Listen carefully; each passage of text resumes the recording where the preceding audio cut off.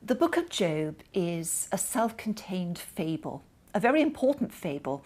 The recent Coen brothers film, latest film, is a version of the book of Job, and there are many, many literary allusions to it in later literature.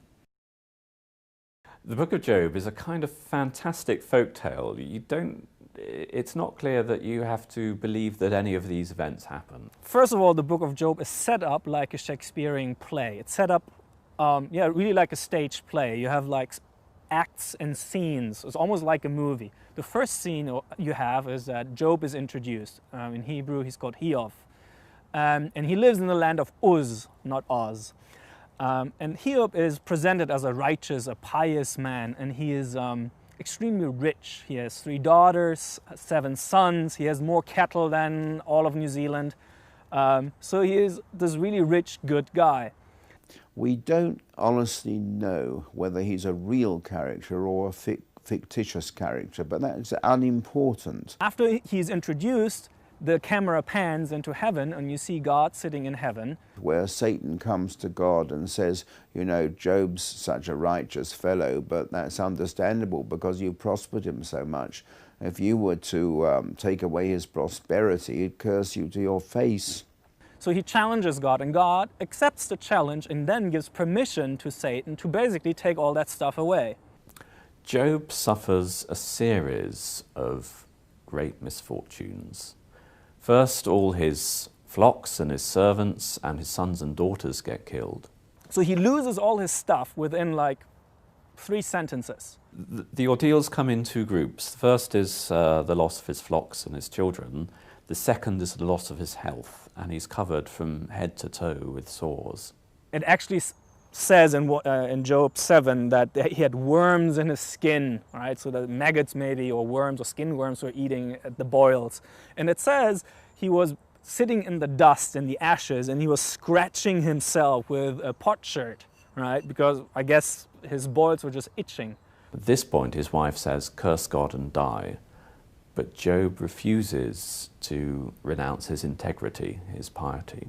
Job patiently refused to curse God, so that's why we sometimes hear of the patience of Job. Well, Job's patience is proverbial, but actually in the book, Job himself is not at all patient. He's patient for the initial trials, but once he's scraping the sores from his body and his friends come to comfort him, then he gets very angry indeed.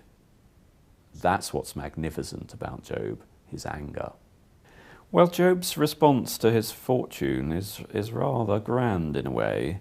Naked I came from my mother's womb, and naked I shall return there. The Lord gave, and the Lord has taken away. Blessed be the name of the Lord. That's the origin of the saying, the Lord gives, the Lord taketh away. Now you have the more Shakespearean part who starts. You have a whole set of speeches being delivered, either by Job or his friends. And it basically goes like this. Job basically tells him, look, I'm innocent, nothing has happened. I have no idea why this evil has befallen me. His friends, the theologians they are, basically say, no, you must have done something wrong, because obviously you have bad karma, and all this bad stuff basically happens because in some way you must have sinned. Something bad must have been done by you so that all this stuff happens. One thing that's most important, and many commentators miss, is that when Job spends all these dialogues complaining, apart from his initial speech when he curses the day he was born, he doesn't actually spend a lot of time complaining about his misfortunes. What he complains about is his friends. His friends come along to comfort him, tell him he must have sinned and should make his peace with God.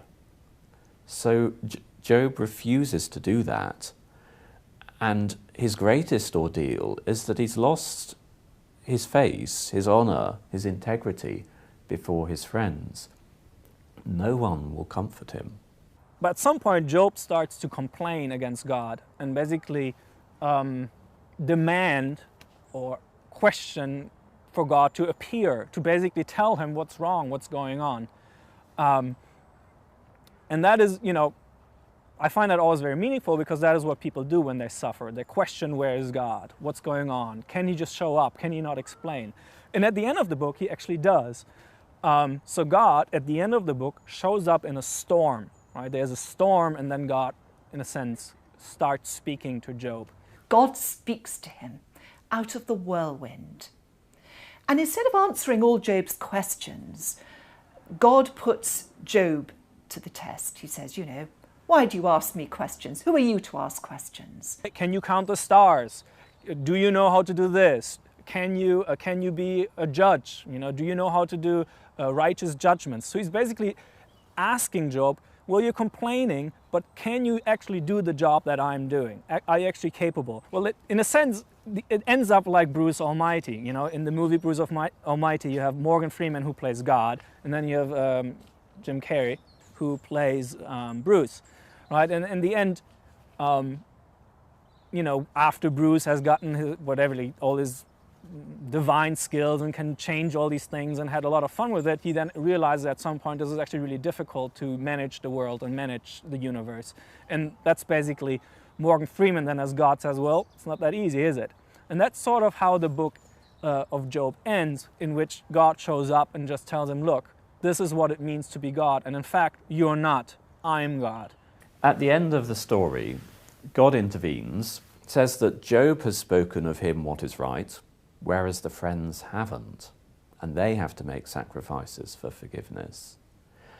So the idea here is that Job seems to have lost his integrity, but when people suffer, if you then condemn them, that is the harshest trial.